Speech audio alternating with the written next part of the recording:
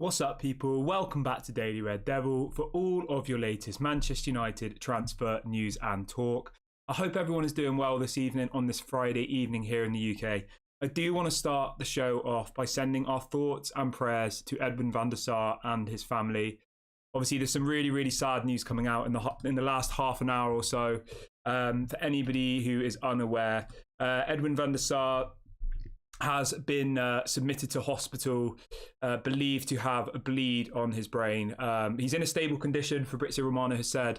Once there's more concrete information, obviously, hopefully we'll find out. And obviously, as I said, guys, I'm sending my thoughts and my prayers to both Edwin and his family. Very sad news. I'm staying positive, though. He's going to be fine, guys. He's in a stable condition, they've said. So yeah, obviously it's very sad, and it does feel a little bit weird to do the show when all of this is going on. But yeah, I thought we'll do it anyway, but I did think it's important to say that because it is a weird time and I am feeling a little bit unsure about it. But yeah, I hope everyone is doing well. I hope everybody, please do send your thoughts and prayers in any way that you will, whether you're religious or not, you know. Please do just send your thoughts to Edwin van der Sar and his family at this time, okay? But anyway, let's move on with the show, guys. We've got a really big show for you this evening. We've got lots and lots to get into. So do smash a like on the video and let's jump straight into it. As you guys know, we're still waiting for the here we go on Onana. We still haven't got that yet. We've been waiting for that all day. It's been so frustrating. I've been sat here just waiting for that moment where we can go live and we can all celebrate together the here we go. But unfortunately, we have not got that yet. We are still waiting for the here we go.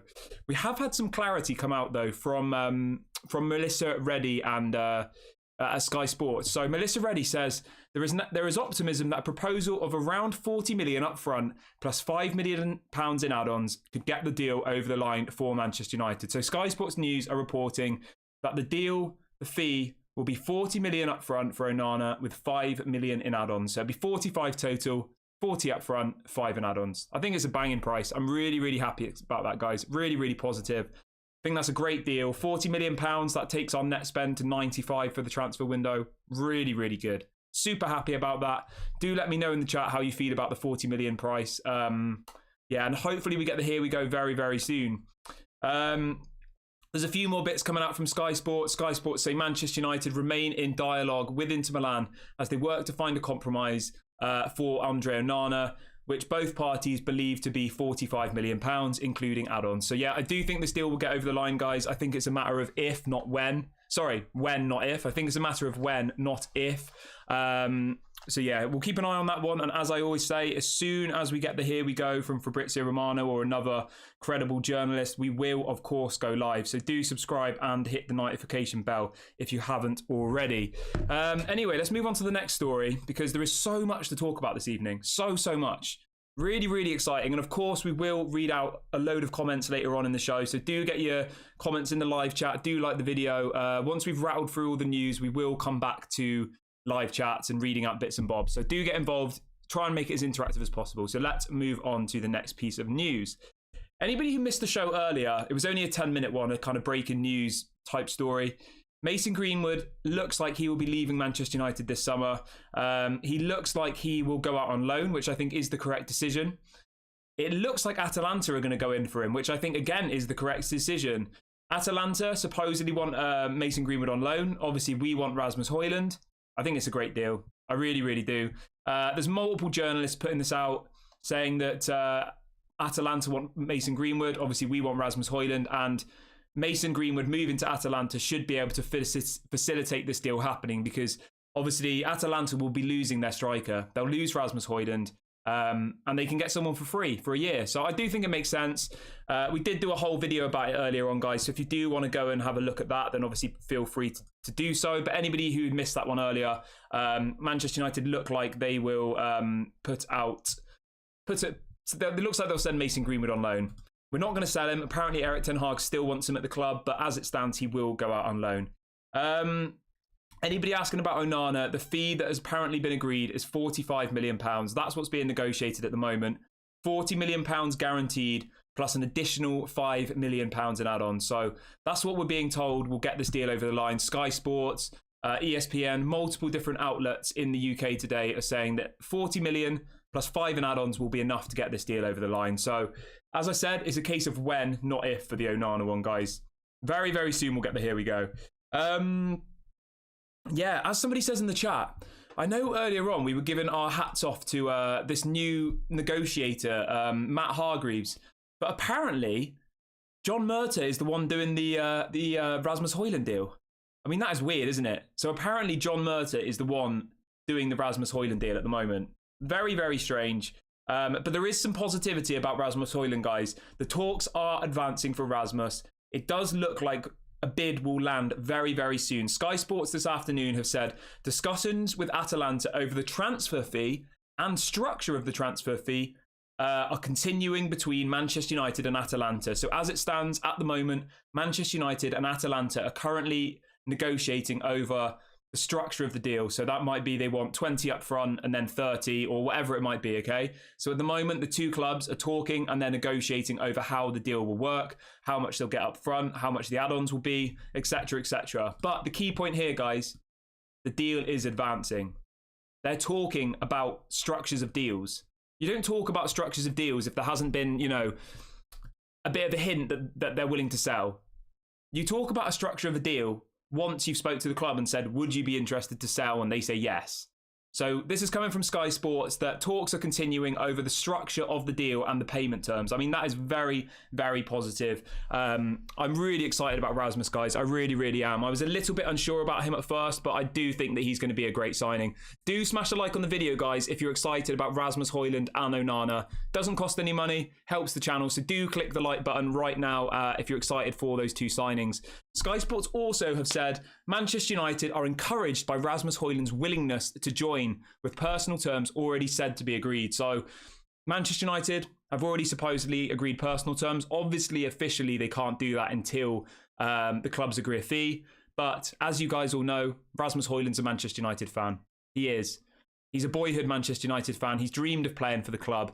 Those are the kind of players we want to see at Manchester United. So I'm really, really excited. I am, because there's nothing more that I want in this world is to get players who actually want to be at Manchester United. They're not coming for the fame or for the massive wages. They're coming because they want to be here. They believe in Erik ten Hag. They understand what it means to be a Manchester United player. I went on a bit of a rant earlier on about Harry Maguire, and I said, Harry Maguire is the complete opposite of what a Manchester United player should be. He's arrogant. He thinks too much of himself. He doesn't think he needs to prove himself. And he thinks he's better than all the other players, even though, in honesty, Harry Maguire is crap. He's rubbish. We need players like Martinez, like Casemiro, all of these players who go onto the pitch and they completely let their egos go. They give 100% for the club every single game. I mean, I absolutely love it. I love it. So anybody just joining, Manchester United are in talks with Atalanta over the structure of the deal for Rasmus Højlund. I mean, that says it all to me. You don't get to that point of a negotiation unless there is a loose fee already been agreed. You don't talk about the structures of the payment. I mean, because otherwise it's hypothetical, isn't it? Think about it logically. You know, it's like if I said, oh, I'll give you £10, you know, I wanted to buy something off you. And then you talk about, all right, well, do you give me 5 up front? Do you give me 5 in a week? You don't get to that point until you've actually loosely agreed what the deal's going to be, because otherwise it's completely pointless, isn't it? So Sky Sports are reporting that Manchester United and Atalanta are currently negotiating over the transfer fee and structure of the deal. So how much they pay up front, whether there's add-ons, maybe whether Mason Greenwood goes on loan. There's all these different bits that are getting ironed out. For anybody just joining in the last few minutes, we did say something about this at the beginning, but I want to repeat it because it's important. We are sending all of our thoughts and prayers to Edwin van der Sar and his family. Honestly, when I saw that tweet come out from Fabrizio about it, it made me so sad. And I've not been able to stop thinking about it, to be honest with you. But yeah, it's really, really sad. So he is in hospital. Apparently he's got a bleed around the brain, but he is in a stable condition. So whether you're religious or not, I'm not personally religious, but please do send your thoughts and your prayers to Edwin van der Sar and his family. Yeah, let's all just send him positive energy, because obviously it's really sad. So yeah, let's all try and, you know, be positive about this, guys. I will read out some more comments in a minute, guys, so do smash a like on the video and get your comments in the live chat. And please do subscribe if you're new. It doesn't cost any money. Hit the notification bell. Good times all around. So let's move on to the next story. I'm just going to try and rattle through a few bits of news, and then we'll kind of we'll go back to questions and all the rest of it. Yeah, as Jackie says in the chat, structure of the payment comes after the fee is agreed. Exactly that. Sky Sports News today are saying that Manchester United and Atalanta are currently negotiating the structure of the deal. You don't talk about the structure of a deal unless there's a loose agreement around the fee. So there must already be a rough fee. We heard £50 million. That was what we were told, right? £50 million is supposedly what it will take to get Rasmus. So at the moment, they'll be saying, okay, well, if we give you 50 plus 10 in add-ons, or you know what I mean? They'll be working out how the payment works, whether they want all of the 50 up front, whether they're happy to do 50 million over the next 5 years, blah, blah, blah. So that's what's going on at the moment. That was reported by Sky Sports News a couple of hours ago. So the deal is hotting up, guys. It really, really is. And I do expect that we'll get firm news on that, I reckon, next week. I really, really do. We know Ten Hag wants to take all his players with him on the pre-season tour to America, which starts in 2 weeks. So I am confident that we will get Rasmus over the line by that point. Let's read out the next bit. So we have actually got something really interesting that I wanted to bring to you. We have spoke about the budget at Manchester United in length over the last 2 or 3 months, haven't we? Or month or weeks, whatever. Right. So there's a story coming out this afternoon from Simon Stone, who writes for the BBC. He's a very credible journalist. He only kind of reports on stuff that he's got from the club, right? So Simon Stone says, Manchester United's budget is limited by financial fair play restrictions and the ownership situation. Ten Hag needs to find a goalkeeper and a centre-forward, particularly as some departures should cover the cost. So I think what's actually going to happen here, guys, is we have this £120 million budget, right?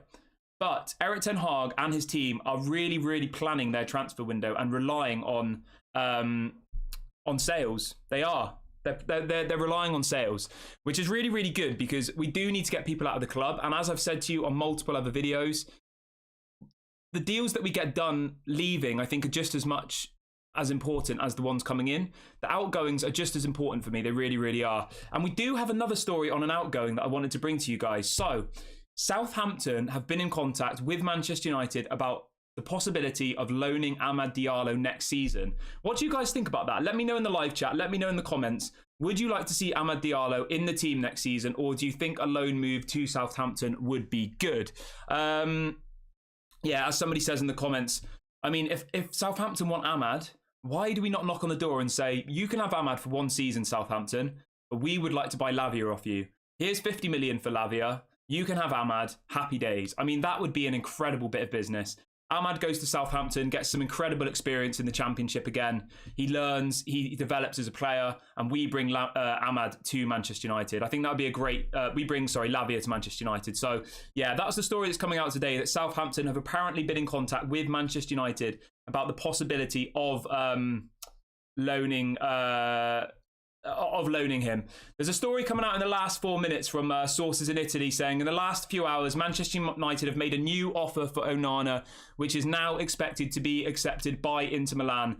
Onana has never been so close to signing for Manchester United. So as it stands, guys, a new bid is believed to have just gone in for Onana. It's not a here we go yet, but a new bid has gone in. Sky Sports were reporting that bid was £40 million guaranteed plus 5 million in add-ons, 45 in total. So yeah, sources in Italy are saying that bid has gone in and they do expect Inter Milan to accept it. So I do think we'll get the here we go very, very soon. Maybe later on this evening or maybe early tomorrow morning. If you don't subscribe already, do subscribe, do hit the notification bell. As soon as we get the Here We Go official, we will, of course, go live. So do get involved with the channel. Everyone is welcome. And do smash a like on the video, guys. We've got a like target of 200 this video. We've got well over 350 people watching. So if everybody clicks like now, we'll already hit our target and we can change the poll to something else. So do go and click like if you haven't already. We will read out some comments in a minute, guys. I will start going through it. But yeah, it does look like, multiple people on Twitter now are saying that the new bid for Onana has gone in. 40 million guaranteed plus £5 million in add-ons. I mean, that is a great deal. That really, really is. If they accept that, which is what is being reported they will, I think we've got ourselves a bargain there. £40 million for for, in my opinion, one of the top 10 goalkeepers in the world for what Ten Hag needs. I'm not saying he's the top 10 out of every goalkeeper, but for distribution, for playing out from the back, for controlling his box, etc., I'd say he's in the top 10 in the world, I would. So I'm absolutely buzzing about that. I think it's an incredible signing. I put up on our Twitter earlier, I'm not sure if any of you guys use Twitter. I don't really use it too much, but I'll put a link to it in the chat if you guys do use Twitter.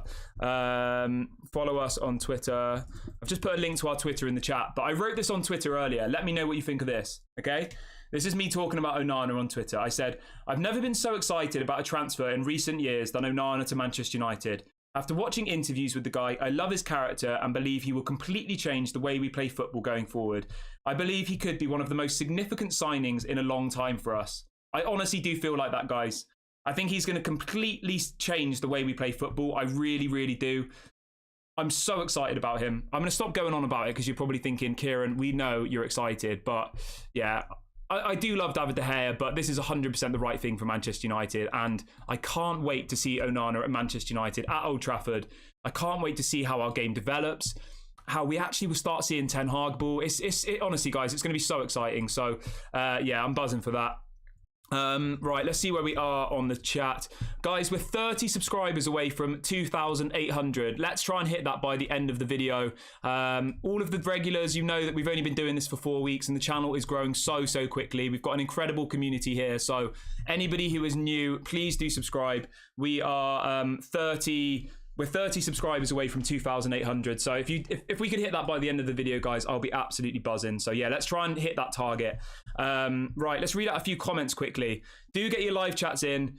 Somebody saying Romano's just tweeted. Give me 1 second, guys. Do get your live chats in whilst I just check what Romano has said.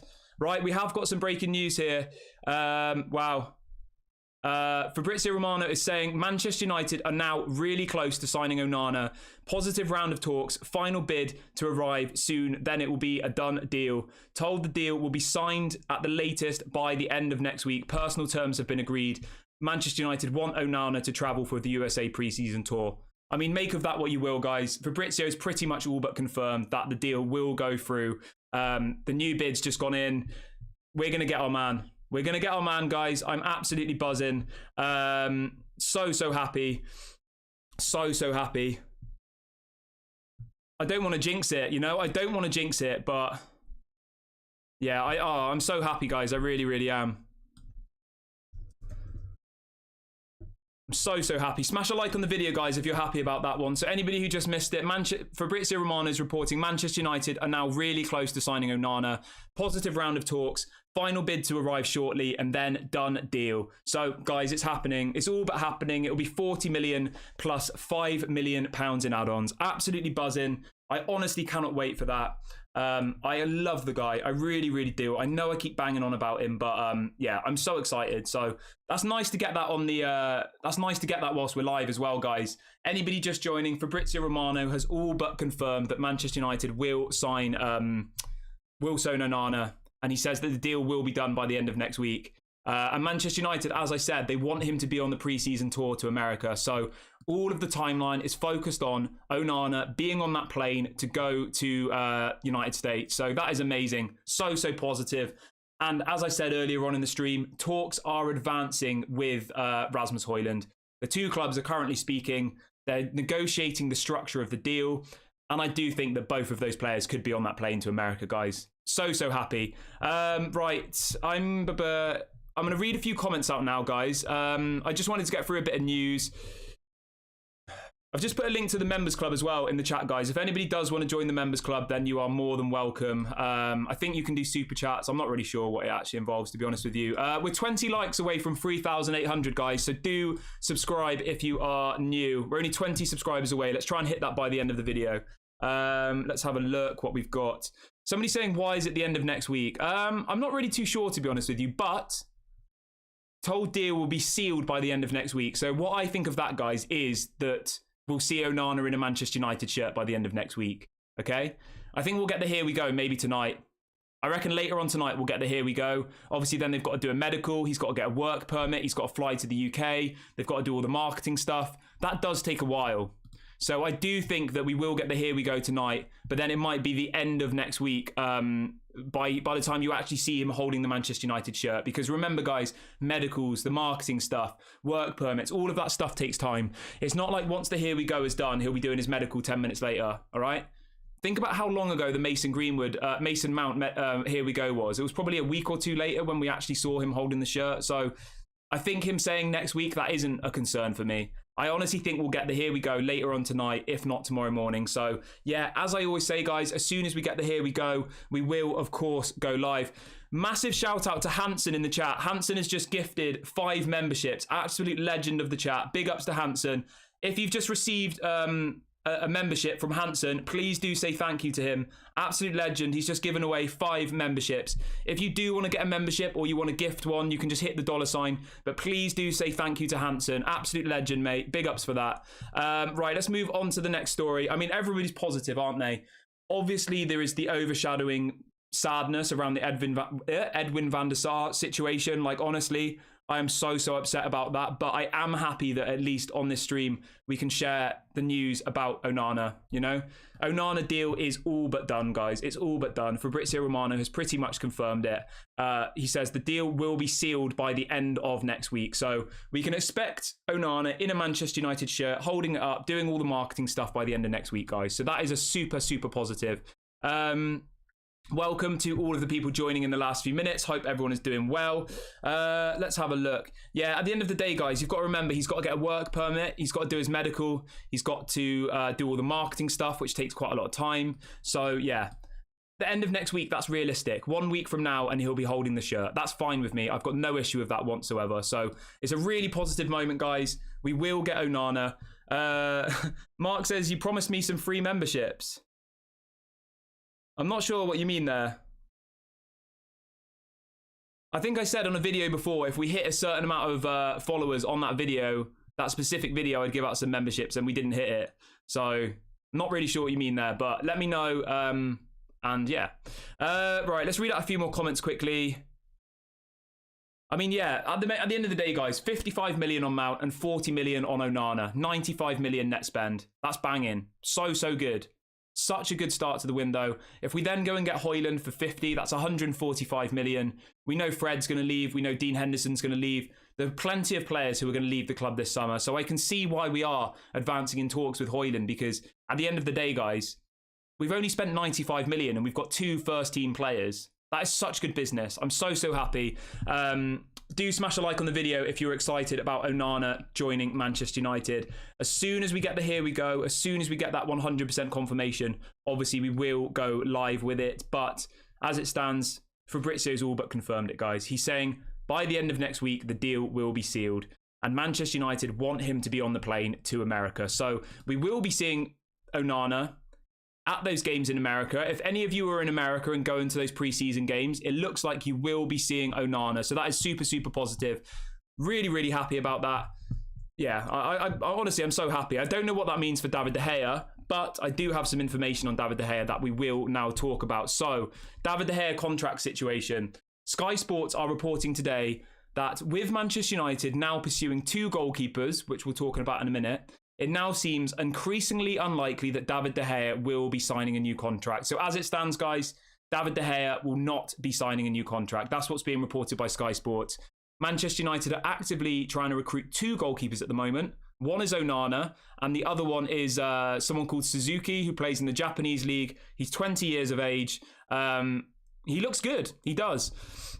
He looks really good. And there's multiple journalists coming out today saying the same thing. We've got another report here saying United are also looking to recruit a number 2 goalkeeper and are exploring a deal for Zion Suzuki of Japanese side Ura Red Diamonds. So, guys, it looks like David De Gea will leave. It looks like we'll bring in this young 20-year-old Japanese goalkeeper as a backup. Very positive. Very good. I wish David De Gea all the best. I think it's the right decision, to be honest with you. Let David De Gea go. Let him go to Saudi Arabia. He can go and earn a load of money. Yeah, he hasn't been treated rightly, but at the end of the day, guys, it's gone on too long. He clearly doesn't fit into Ten Hag's system, does he? He clearly doesn't. Someone says, all right, this is a good question, which I'm going to ask everybody in the chat as well. So somebody in the live chat says, he says, Kieran, are you not a little bit worried about Onana's shot stopping? I'm going to ask that question back to everybody in the chat. Is anybody worried about Onana's shot stopping? Because I actually have a stat on that I wanted to bring into this. So thank you for bringing that up. Thank you. I did see something on Twitter. It was a stat. Give me 1 second, guys. Yeah, here we go, guys. Right. Are you ready for this? Someone in the chat has asked about Onana's shot stopping, okay? I've got a stat here. It's come via Squawker Dave, who's a really good person on Twitter. He does loads of stats and stuff. Right. Big saves percentages over the last few seasons, okay? Or best save percentage over the last few seasons. Top of the list is Onana with 72%. Above Alisson, Ramsdale, Lloris, Ederson and Mendy. Out of shots stopped in the last 2 years, Andre Onana is the highest on that table. He's saved more shots. He has a better shot percentage rating than Alisson, Ramsdale, Lloris, Mendy, and Ederson. So anybody asking about, are you worried about his shot stopping? No. The stats are there, guys. As I just said, his shot stopping is better than Mendy. It's better than Ederson, and it's better than Lloris. It's better than all the other top goalkeepers in the Premier League. 72% out of 100 shots. Yeah, so I'm not worried. I'm really not. I think we're getting an elite goalkeeper for a good price. So I understand people are, saying, oh, what's wrong with him? There must be something wrong with him. Why are we getting him for that amount of money? But at the end of the day, guys, you've got to remember, Inter Milan got him for, I believe, nothing last season. They got him as a free agent. So Inter Milan are making £45 million for nothing. £45 million for profit for having a goalkeeper for 1 season. So it's win-win for Inter Milan, to be completely honest with you. Let's have a read of a few chats. Let's see how we're doing on the subscriber front. We're 10 subscribers away from 2,800, guys. Let's hit that by the end of the video. That'll be a massive achievement. I'll say it now. Where are we? Let's have a quick look. Yeah, I'm just so excited about this Onana thing. And I do appreciate people have concerns about certain things, but I was concerned about his shot stopping, to be honest with you guys. But since I saw this stat come out saying that he has 72% best save percentage, right? He's above Alisson, Ramsdale, Lloris, Mendy, Ederson. I know it's in a different league. People might say he hasn't played in the Premier League, so maybe it's, different. But I don't know. Saving a shot, really, isn't it, at the end of the day? Yeah. So that's my take on it. I'm super excited. Anybody just coming in the last few minutes, Fabrizio Romano has all but confirmed. We haven't got the here we go yet, but he's all but confirmed that Manchester United will sign Onana. And he even says he's been told the deal will be signed by the end, will be sealed by the end of next week. So sealed means he'll be in the Manchester United shirt. He'll have done the membership. He'll have done the marketing. He'll have done the everything. So that is super, super positive. I'll read out a few more comments quickly.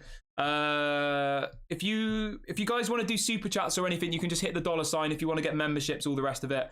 We're going to talk about the ownership in a minute, guys. I usually like to try and focus the first half of the show on transfer news and stuff, and then in the second half of the show we will talk about the ownership, because otherwise we just end up talking about the ownership forever. But yeah, the big news is the deal is very, very close, guys. And the talks are advancing for Rasmus Højlund. I mean, it is a really, really good time for transfers at the moment. Manchester United and Atlanta are currently negotiating the structure of the deal. I mean, that is just what we want to hear, isn't it? It really, really is. Right, we're into the second half of the show. So as promised, we will talk about the takeover now. As it stands, we're in a similar position as we have been for the last week. The Glazers, Joel and Avram, are believed to still be debating, right? That's what's being reported. We're still waiting for the all clear from the Glazers to sell the club. The shareholders who own the 31% share in Manchester United, they want QATAR. But unfortunately, their voting powers are not the same as the Glazers. The Glazers have a different amount of voting power. They have Class A shares, the other have Class B, okay? So ultimately, the Glazers' power or the vote is worth more than the others. But as it stands, the people who own the 31% on the New York Stock Exchange, they own more. But there is a story coming out today about Sir Jim Ratcliffe, which I did want to bring into the chat. I don't want to scare you because I know we don't like to be negative here. I don't think it's scary, okay? But let me just read it anyway, because I do like to bring you both sides of the story. So there's a story coming out this afternoon. I believe it was from I think it was from Manchester Evening News or somewhere like that. So obviously there was questions about how Sir Jim Ratcliffe could buy Manchester United because he already owns Nice. And as it stands in European competitions, you can't have an owner who owns two clubs in the same competition. Does that make sense?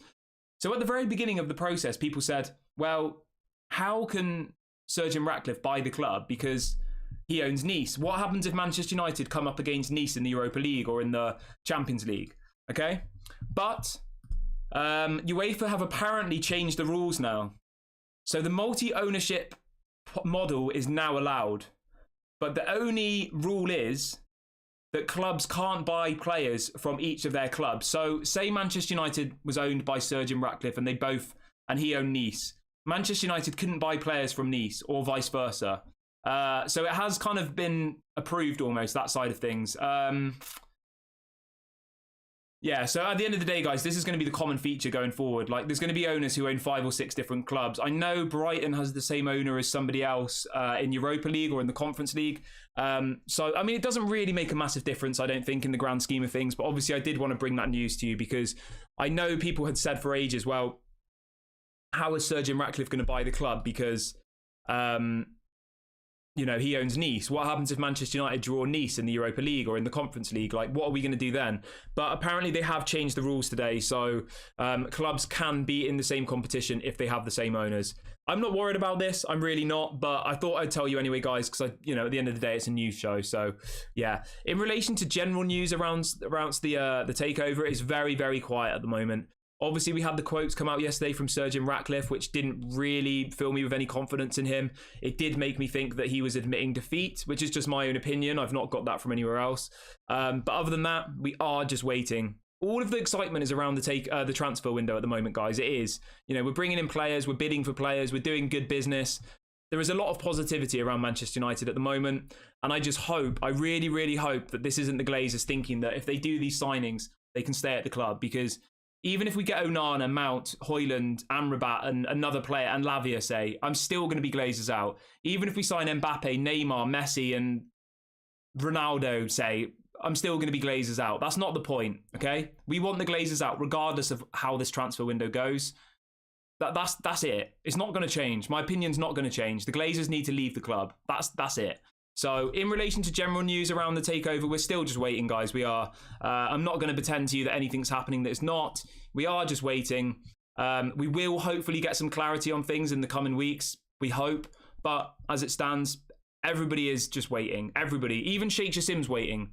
We had those comments coming out from someone in his entourage saying that they were frustrated and they were uncertain and they've not heard anything for 4 weeks. I mean, everybody is being kept in the dark here. Even the people bidding for the club.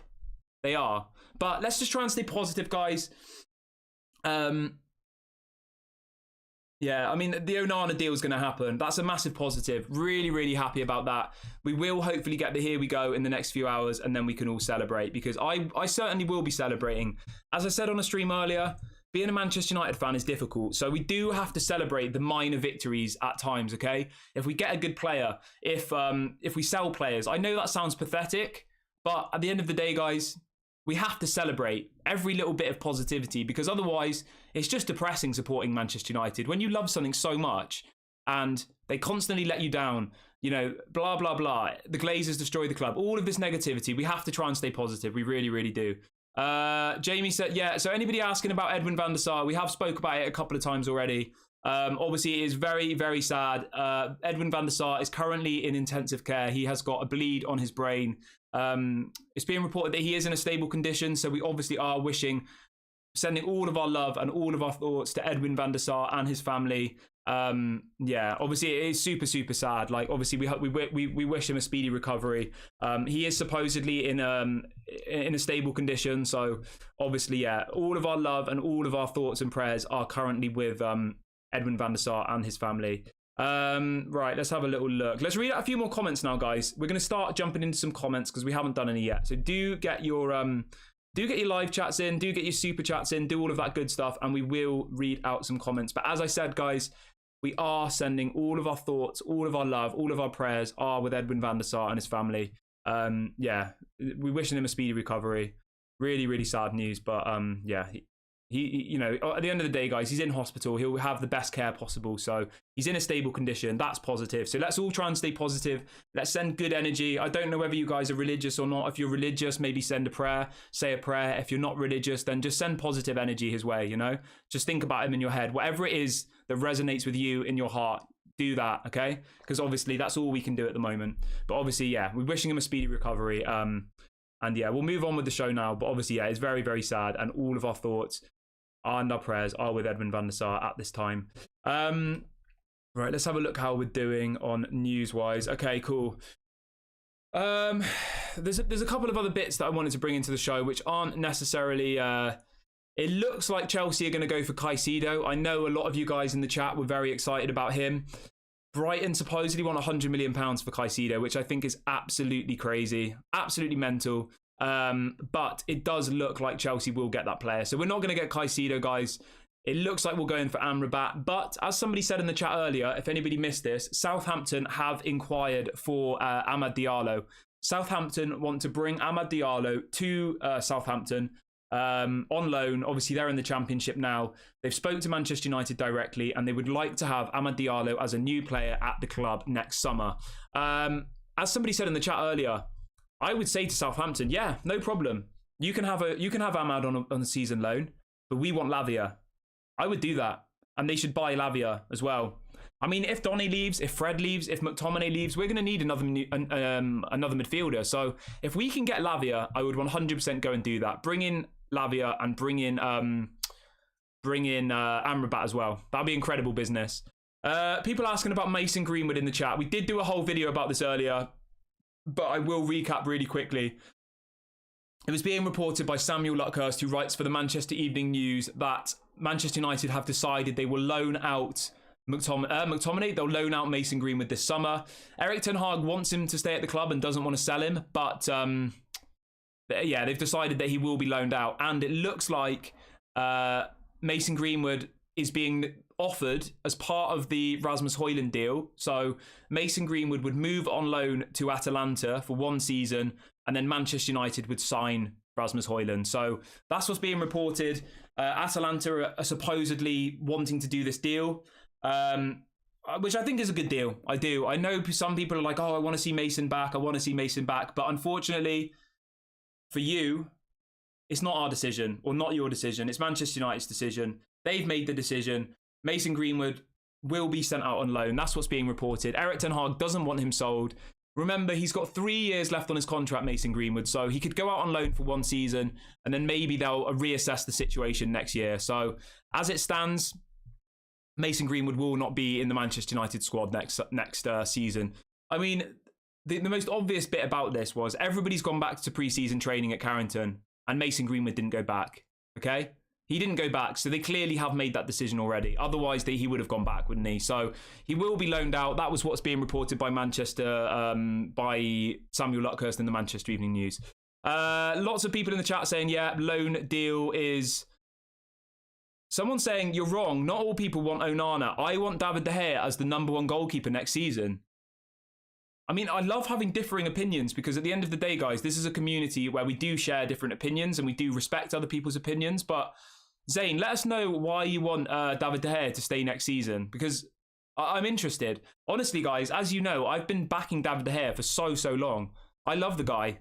I was happy for him to stay as the #2. I genuinely was. But I would honestly like to know what's your why you want David De Gea instead of Onana. Let's read out a few more comments quickly. So Robert says, Kieran, do you think they will go for another striker if/and when players are sold? I think they will, guys. I think we will have to go for another striker. I think maybe Taremi from Porto. I think he'd be a good signing. The only other angle I have on this is maybe Marcus Rashford will be used as a striker in some games. So remember, guys, Garnacho's just got this new deal. In my opinion, he's one of our most exciting players, honestly. Every time Garnacho comes onto the pitch, he gets me off my seat. He really, really does. So I think Garnacho needs a lot of game time next season, right? He's a left-sided player. Rashford's a left-sided player. How do you give Garnacho game time when you've got Marcus Rashford on probably 350 grand a week on his new contract? The only way you do that is if you play Rashford as a striker, okay? So I do think in some games, Garnacho will be on the wing and Rashford will be the striker. I do think that will happen because otherwise, Garnacho's not going to get any game time. He's never going to start any matches. He'll come on for 20 minutes off the bench, and that's not good enough for me. Garnacho needs to be starting games next season. He really, really does. I think he could go on to be an absolute beast of a player. As I said, he gets me off my seat every time he comes onto the pitch. He really, really excites me. And I do think, I do think he needs to get a lot of game time next year, Garnacho. I really, really do.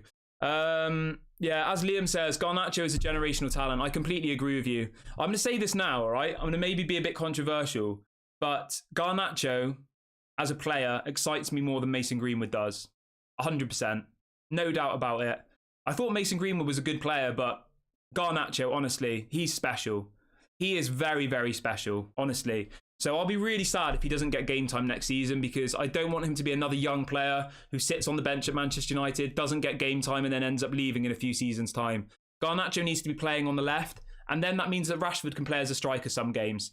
I'm not saying every single match, but it would solve our striker issue if you had Rasmus Højlund and Rashford as your two striker options, and then Garnacho on the left sometimes on the bench, etc, etc. Right, let's read out this comment. Someone says, McTominay 40 mil, Fred 20 mil, Henderson 30, Maguire 20, Van der Beek 20. That's 130 mil. Yeah, we did do a whole video about this, guys, probably about a month ago, where I let me see if I can find it and put a link to it in the chat for anybody who is interested. Yeah, we did a video where I did a breakdown of all the players that should be sold next summer, and honestly, it's so easy for us to get rid of players. It really, really is.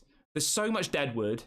I know they're on ridiculous wages, but they should be able to get rid of some of these players this summer. I think when I broke it all down, we could easily raise about 150 million this summer, guys. Easy.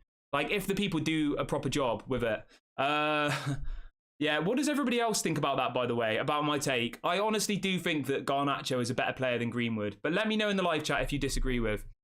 Someone asking how much is Sancho worth? We paid 70 million for him, but I reckon if we got an offer for 50, I think that would be all right. I do. Obviously, what's he called? Dean Henderson looks like he's going to move to Nottingham Forest for 30 million. Fred for 20 million is going to go. Donny for probably 20 million. I mean, that's already 70 million. If you get rid of Maguire as well, you get rid of McTominay, you get rid of Elanga, Brandon Williams, Alex Telles, Eric Bailly. I mean, there's so many players that we should be getting rid of this summer, guys. So many. So I do think our transfer window could really, really change in the second half of the, into the late July, early August. But I'm just so happy that at this point now, we've signed Mason Mount, who I'm going to talk about in a minute, actually, guys. My view of Mason Mount has changed quite a lot, and I'm going to talk about that in a minute. We've signed Mason Mount. We're on the brink of signing Onana. We're in advanced talks with Rasmus Højlund. I mean, that is incredible. Last summer, we went on the pre-season tour to Australia, I think it was, or to Asia, right? We'd signed one player, Malacia, who's a backup left-back, who might never, ever be good enough to be a first-team player, like, every game. We signed one player on the pre-season tour. Absolute disgrace. Whereas it looks like we'll have Mason Mount, Onana, and Rasmus Højlund on that plane to America. 3 players who will 100% get straight into that starting 11. Amazing. So happy. Let me just bring up something about Mason Mount, by the way. I was really, really critical about the Mason Mount signing. I was. And I'm going to be completely honest with you guys. I'm not a Chelsea fan. I don't watch Mason Mount every single game. All right? But I'm actually really excited about Mason Mount now. I've watched a few of the videos, that Manchester United have put up where he's kind of talking, and I did think before he was moving for the money, okay? But there was a video with him and his father, okay? And it was it wasn't staged. It was a camera filming it from further away when he was doing all of his marketing stuff, on the day he signed. And his father says to him, he says, Mason, who would have thought, he said, when you were a little boy, who would have thought we would have been here? I'm so proud of you to get to this point. And Mason Mount says, yeah, this is such a special moment. But they're both tearing up, and you can tell it's genuine. You can tell how much Mason Mount is excited about coming to Manchester United. You can just tell from the way he acts in these videos. So I am excited because I did think a little bit that he was just coming for the money. I really, really did. So I was a little bit negative about it. I was like, he's just coming for the money. He's coming for the payday. But I honestly don't think he is. I don't know if you guys realised, I thought he was like a Chelsea, obviously he's come through the Chelsea Academy, but he actually is a Portsmouth fan apparently, Mason Mount and his family. He's originally from Portsmouth. So I'm sure he does, you know, he played for Chelsea all of his life, blah, blah, blah. But his family and him are actually Portsmouth fans because he tells a story about how his dad took him to Old Trafford to see Portsmouth play many, many years ago. So honestly, I am excited about Mason Mount. You can tell he wants to be at the club. I think it's a good signing. So yeah, we should all support him. I don't think he's come for the money. I'm sure he has kind of come for the money because he, you know, it's his job. But I think he has come for the right reasons. Somebody's saying his father is a United season ticket holder. I'm not sure about that, maybe. But honestly, guys, from watching these videos, it was behind the scenes videos from the day when he signed. You can just tell how much it means to him and his family. Like they're so in awe of the place. So I'm super happy. Right, let's see how we're doing on the subscribers front. Do subscribe to the channel, guys, and hit the notification bell if you haven't already. And do smash a like on the video. Let's see what else we've got in the comments section. And again, big ups to the person earlier on in the chat who gave out 5 memberships. We've got an absolute legend who earlier on gave out 5 Daily Red Devil memberships. If you do want to get a membership, do just hit the dollar sign. Really helps support the channel. I'll put a link for it in the chat as well, guys. If you do want to get a membership or you do want to gift a membership to someone, then obviously you're more than welcome to do that. Yeah, I honestly do think, guys, that he wants to come to Manchester United, Mason Mount. I thought it was about the money, but after seeing the way he speaks and like seeing the behind the scenes bits, you can see how much it means to him. You really, really can. So I'm super, super happy about that. I think we've got a player. I keep saying, yeah, I really think it's positive. I really, really do. Let's have a look.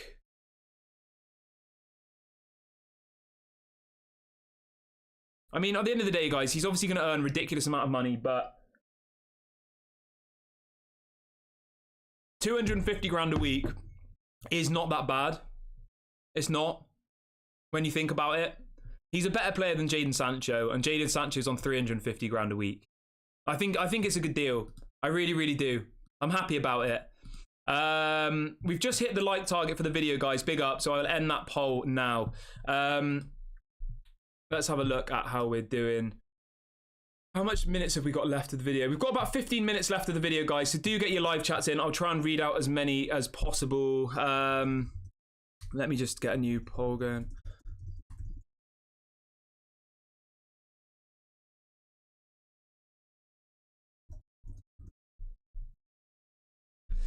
Right, let's read out a few of your live chats now, guys. As I said, I always try and read out some live chats. So, someone's saying, I think we need a good winger if Ahmad and Greenwood left. I don't know about that, to be honest. I think we've got plenty of wingers. I really, really do. I think we have plenty. We've got Garnacho, Rashford. We've got Sancho. We've got Anthony, Alanga. We've got Palestri. Yeah, I don't think we need... I mean, at the end of the day, guys, Greenwood hasn't played football for 18 months, so I don't even count him as part of the squad, to be completely honest with you. I don't.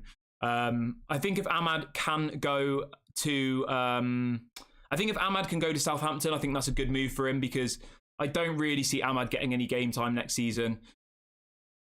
Anthony's going to play every game. He has to because he cost £80 million, right? Sancho, it's up to Ten Hag to try and make that work. I do think Sancho will get game time.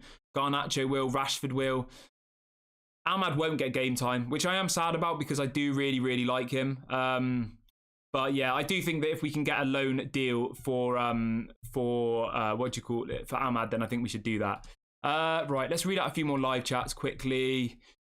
So Red Devils United says, why are we going for such an untested number 2 in Suzuki? If Onana gets injured, we need an experienced backup. Yeah, I do agree with you, but I mean, at the end of the day, guys, they'll have scouted these players.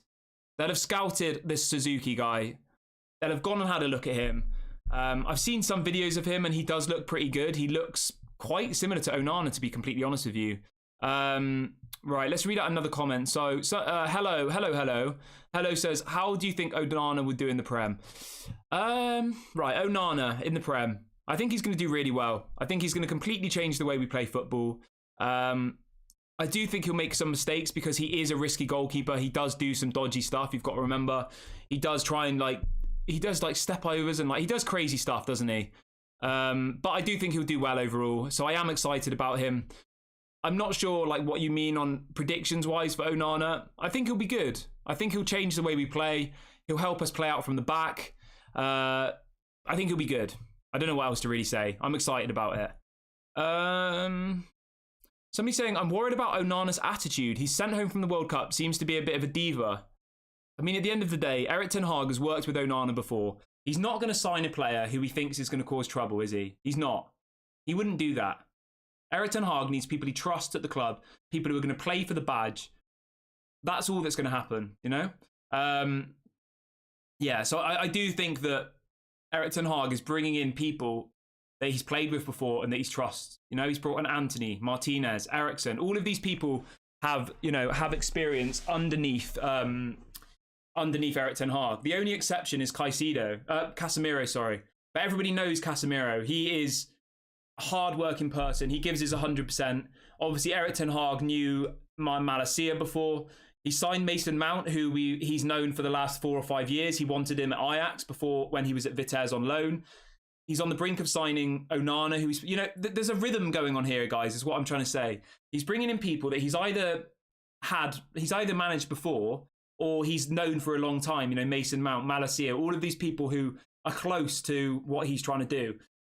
So yeah, I'm not worried about Onana's attitude, to be completely honest with you. I'm not. I think Manchester United are doing way better in who they're bringing in. They're not bringing in people like Pogba, people like Di Maria, people like Sanchez, who are just there for the money and are just going to cause trouble. You know, at the end of the day, you've got to remember that the only person who's really caused trouble since Erik ten Hag has been here has been Ronaldo. And obviously that was an Ole signing. And we know for a fact that Ole Gunnar Solskjaer did not decide on any of the players. Ole Gunnar Solskjaer was just given what he was told. They'd say, we're getting Ronaldo, take him, you don't have a choice. Whereas somebody saying, has Onana signed for Manchester United? No, but Fabrizio Romano has come out in the last 10 minutes or so saying that a deal will be concluded by the end of next week. So we can expect Onana in the Manchester United shirt, doing all the marketing, doing all the interviews on Twitter, all the rest of it by the end of next week. That's what Fabrizio Romano is reporting. Deal will be sealed by the end of next week. That's exactly what he's just said. Personal terms are agreed. Manchester United want him on the plane to the USA for pre-season tour. The fee is believed to be £40 million guaranteed, plus £5 million in add-ons. So Manchester United will get their man. Right, so we've got another comment here. They say, do you think for a defensive formation, we do Amrabat, Casemiro and Bruno/Mount? And an attacking formation, we do Casemiro, Amrabat and Bruno/Mount. I think we'll play 4-3-3 next season, guys. I think that's what we'll do. I think when we're at home against like a low Premier League team, we'll have Mount, Bruno and Casemiro. When we're away at Manchester City or something, hopefully it will be Amrabat, Casemiro and Bruno. That's what I think will happen. I think it'll be 4-3-3. Yeah, so I'm excited. I really, really am. I think our game will be completely different next season. And I'm going to say this here now, guys. Ten Hag has my full backing. I absolutely love the guy. But if we're playing the same style of football, let's say 6 months from now, halfway into the season, if we're still playing defensive, counter-attacking football, that will be a bit confusing because we're bringing in players which are going to unlock Erik ten Hag's tactics and what he wants to do. So I do think our game, like, guys, you have to remember, right? The football we saw from Manchester United last season was the complete opposite of how Erik ten Hag played at Ajax. The complete opposite. Nothing like it at all. There was moments where we saw what he was trying to do, but last season was just trying to, again, put a plaster over the injury, you know, plaster over the cracks, get us into the Champions League, win a trophy. I mean, he did so well, but it wasn't good football. It wasn't. I'm not being negative towards Erik ten Hag. He'd probably even say the same thing himself. The football we played last season was not the football that Erik ten Hag wants to play. And these signings that he's bringing in now, these Onanas, these Mounts, these Rasmus Højlunds, are all clearly people who are going to unlock how he wants to play football. So it's really, really positive. Yeah, do let me know in the live chat and in the comments what formation you think Erik ten Hag will play at Manchester United. Let me know. I think it'll be a 4-3-3. At Ajax, he used to play 4-3-3 and then also a 4-2-3-1. Those are his two formations. Last summer, we did have the 4-2-3-1, didn't we? We had the 4 defenders, 2 defensive midfielders, and then Bruno slightly forward, Rashford on one side, Anthony on the other, and then Weghorst up front. But I do think it'll be a 4-3-3 next season, guys. I do. I think it will really, really help us control the midfield. So I am super, super excited about that, because I think 4-2-3-1 is a little bit too defensive for me personally. But yeah, that's my take on it. Let me know in the live chat and in the comments what formation you think will play next season. As I said, usually Ten Hag at Ajax played 4-3-3 or 4-2-3-1. As I said, last season, Manchester United played 4-2-3-1. And I think it was too defensive for me personally, guys. I do. I don't like having two holding midfielders. I'd much rather have a Bruno and a Mason Mount on the pitch at the same time. I mean, imagine that. Bruno and Mount on the pitch, and Casemiro as the more defensive one. That's great. I love that. So hopefully we get to see a 4-3-3. Hopefully that brings out the best in all the players. And hopefully we're sat here in 6 months saying, absolutely, absolutely amazing how the style of play has changed. Right, this is a question from Jackie. Jackie says, Kieran, why is there a question mark over Ten Hag's management? We're on the right road to win everything again. As I just said, guys, Erik Ten Hag has my full backing. 100%. 100%. All I said was the football we played last season wasn't very good. It wasn't. But the most important thing last season was for us to get a Champions League position. I never thought we were going to get Champions League, let alone win a trophy. I thought we were going to finish 6th and win no trophy at the beginning of the season, right? So hats off to Ten Hag for dropping his ego and saying he tried to play Ten Hag ball the first 2 games of the season with that same squad that finished 7th or 8th the year before in our worst ever year. Those players couldn't do it. He tried in the first 2 games and we got battered. I was at the Brighton game, the first game of the season, and we were absolutely appalling. Terrible. We were awful. Brighton played us off the pitch at Old Trafford. The Brentford game, we lost 4-0. And then Erik Ten Hag thought, I need to change the way we play. This isn't going to work immediately. I've only been here a couple of months. These players aren't capable of doing what I want them to do. So I have to change what I want to do. And we will see a different style of football next season. It'll be more attacking and it will be a lot better. So yeah, as I've said, guys, hats off for Ten Hag for changing the way he played. Because honestly, I'm going to say this now. I think if Ten Hag had carried on in the same kind of style and formation he did in those first 2 losses, I honestly reckon that he would have probably been sacked. I know that's controversial and you're probably thinking, what the hell are you on about? But those first 2 games, we were absolutely terrible and we got completely outplayed because those players weren't ready to do what Ten Hag expected of them. They weren't. And he quickly realised that and he said, I need to change. We need to do something different. It's not how I want to play football. But that's the only way that I'm going to get us through this season. And he did it. He won us a trophy and he got us top 4. So hats off to the guy. He has my utmost respect. And I can't wait for the new season to play more attacking football. And I think we're going to have a really good season. I am feeling positive. We've got 3 minutes left of the video, guys. Please do like the video and subscribe if you're new. Anybody who is new to the channel, we do go live at 8 a.m. UK time every day and 6 p.m. UK time every day. If anything breaks during the day, we will, of course, go live. So do get involved in the community. We've got an amazing channel here. Some really, really great people. I've got another... So Jackie says, the football we played got us to 3rd in the league. This year, we will improve again. Yeah, guys, I'm not criticising Ten Hag in any way whatsoever. I'm not. I'm just saying that the football we played last season wasn't good. It wasn't. Brighton played better football than us. But sometimes at the end of the day, guys, it's not about the style of football. Think about Jose Mourinho, okay? His style of football was boring. It was park the bus. He wins Champions Leagues. He wins Premier Leagues. Erik Ten Hag isn't like that. His style is attacking football. It's possession-based. It's dominating games. We didn't really do that last season. There was a couple of games where we really dominated. But generally, we didn't dominate games. Sometimes we even had less possession than the other team. That's not Ten Hag football. At Ajax, he was getting 60-70% possession every game. So I think we will see that next season. So I am really positive about that. Somebody says, I've got a really good question for you. Who's got a better midfield? Man United with Bruno, Casemiro, Mount, Arsenal midfield, Liverpool midfield. Well, I'd probably say that Manchester City's midfield's the best, to be completely honest with you, because they've just won the treble. And as it stands, guys, we don't know how the midfield of Bruno, Casemiro and Mason Mount's going to work. It might work really, really well, but, you know, we have to wait and see. As it stands, I'd say Man City have got the best midfield because they've just won the treble. They have. They've just won the treble. But, yeah, I'm happy with our midfield. I'm way more happy. When you think that a year and a half ago, we were playing Scott McTominay and Fred every single game. It looks like both of them are going to leave. So we've made a massive improvement. So I'm super, super happy about that. Right, we've got literally about a minute left of the video, guys. So I will read out a couple more. Someone says... Yeah, I mean, at the end of the day, guys, I think we did all right in the end because Erik ten Hag changed the way that he was playing. I honestly think that. Obviously, you're welcome to disagree with me, but I could almost guarantee that Erik ten Hag was not happy with the style of football we played for most of the season. But at the end of the day, he needed to play that style of football because he didn't have the players he needed to implement his style. He didn't have the goalkeeper. He had Harry Maguire. He had players like McTominay and Fred who can't pass the ball to save them their lives. He had Sancho who wouldn't track back and wouldn't press people, etc., etc., etc. You get the idea. It's a completely new thing for a lot of those players that they're being asked to do. They had Ole Gunnar Solskjaer who probably said, "Go on, boys, go and have a kickabout with a couple of cones." Do you know what I mean? It's like going into a school and expecting somebody who's never spoke French in their life to be able to speak fluent French to you. They've not been taught properly for years and years under Ole. Somebody comes in with these crazy ideas of 70% possession, you know, high press. Manchester United under Ole were just counter-attacking.